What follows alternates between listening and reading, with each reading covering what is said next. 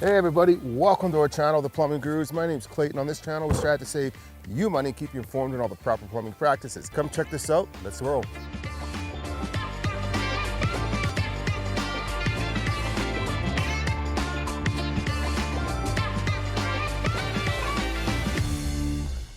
In today's video, we're going over a combi boiler that we put in. We like to use the Navien. It's the NCB 240 110H or something like that. It does 110,000 BTUs for the in-floor and then 200,000 BTUs for the domestic, and they work fantastic. So first thing, a lot of times, a lot of guys will use the Navien has a pre-built header that will pretty much just do this exact same thing. You got your primary loop here, and then it comes in with the closely spaced tees. We just like to build it ourselves. It looks a little cleaner and it's a fraction of the cost. So I came down and I like to use 4-inch space, 4-inch centers. The codes, there's different measurements. You can, I don't know the exact numbers off the top of my head right now, but on average we like to use 4-inch space coming into a close space tee. There's the built-in system pump to circulate your water for your primary loop, and then your secondary loop. We used a Grundfos 1558 here. So we came down with a supply. I came over with a air separator, and then off the air separator I like to put my expansion tank and my system feeder. We personally like to use the DMF 150, the Axioms, that has a nice little digital pressure gauge and everything on here, and you can set it. It works pretty good. We've never really had any issues with these, and they're nice and small and compact. So then coming down, again, we come off the supply here. We came down and we've been using ProPress because it saves on the soldering. It's just so much quicker and cleaner. You know, it is a little bit more expensive, but we've been using it for a long time now and it works great. So we like to use these Calefactio pump flanges. They actually come with a little hose bib adapter where you can fill or drain with this. So if you close this off, you can isolate and whatnot. There's also these nice little ports here that you can start putting in pressure gauges, temp gauges, whatever gauges you want. So we have a nice little pressure gauge here for when we're filling the system. And then generally after that, this DMF 150 has a digital pressure gauge too. So we have 3 different points of pressure gauge. We can they always read a little bit differently. The boiler itself has a pressure gauge. We put this in mostly just for filling purposes because we haven't plugged anything in. We have no digital gauges, so it tells us the pressure there. So this pump is pumping down, supplying, and it just going into a flow balancing manifold. We always use flow balancing manifolds because if you happen to have a different loop length, like one loop length is 150 feet, the other one's 300 feet, this nice little fancy doodad here, we'll call it, the flow balancing manifolds, it will even out the heat for you so that each loop gets the exact amount of heat, and you can dial them in after and set that nice and well. The different brands, we've used all the different brands. They all do essentially the same thing. You can put zone heads on top of here, but in this case, this basement is just one zone. So we'll have one thermostat, and this is all going to be ran off this one boiler. And the nice thing about these Naviens actually is it has a 3-zone control built right into it. And a lot of the other ones don't. So if you do more than one zone, you're going to have to buy a zone control, which is like a couple $100 or whatever. So you can do up to 3 zones with this. And in most cases, a combi, you're not really doing more than 3 zones usually. You might do a basement and then maybe like a main floor at best, but works really good for that. So you can do 3 pumps and 3 zones all in one. I'm actually going to quickly show you inside the boiler. And so right here, it's hard to kind of see, but there's a pump right here. That's the pump I was talking about that's doing the primary loop. So usually your primary loop is on the return, which it is right here. And then your secondary pump, we like to put it on the supply. So this pump is essentially just circulating water within the boiler and the heat exchanger and everything. And then the secondary pump is actually pulling and pushing the water through the whole system itself and all working together. So what I was talking about is the 3-zone control here.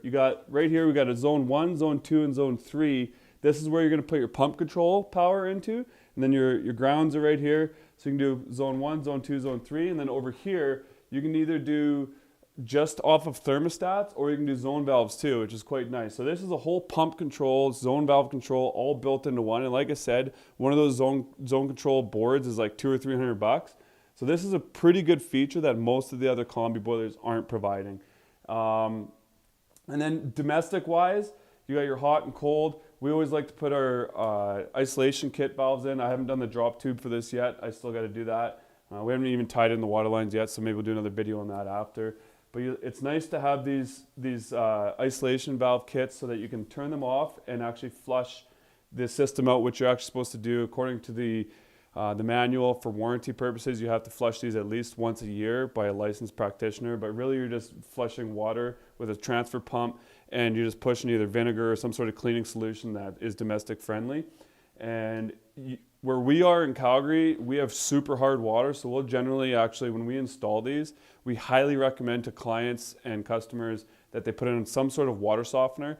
We've been personally using these Nuvo systems where they're saltless. It's just a big filter. I actually have this exact same system in my house. I have the Nuvo big filter system with this exact same boiler in my house personally. We find these filters, they work good. They don't put any salt in, so you don't have to run that hard water back from the kitchen, the bars, and all that stuff. The only thing that we would maybe recommend is your hose bibs.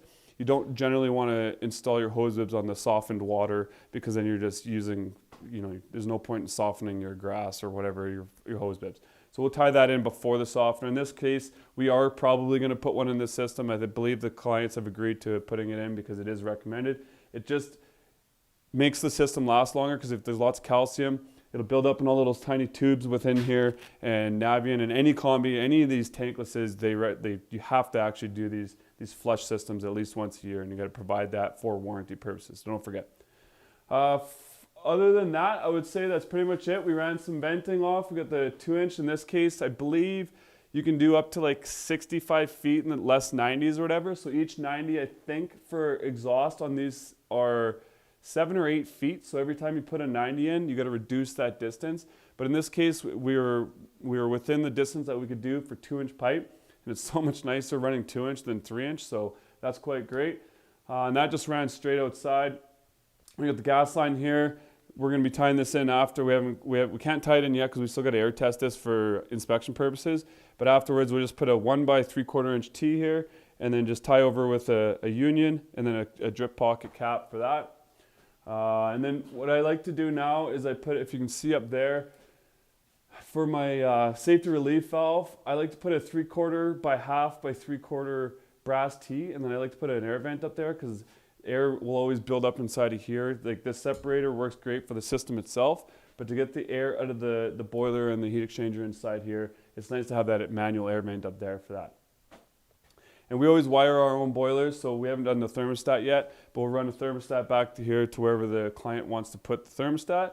And that's, you usually use a 3-wire, because then you can do the common off of here and power your thermostat from the boiler itself. So highly recommend running at least 3 wires to your thermostat.